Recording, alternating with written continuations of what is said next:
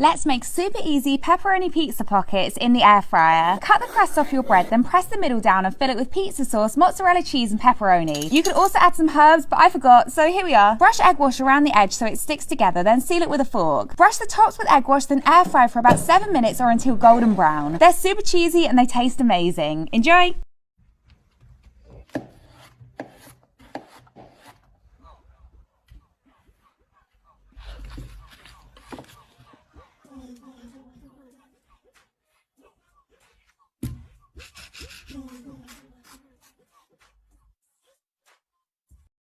Flowers and flowers, write my name in the sand.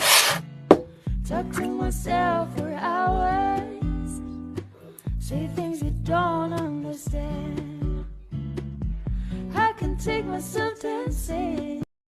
I don't care how long it takes, as long as I'm with you. I've got a smile on my face. Save your tears. Oh, baby, my Valentine.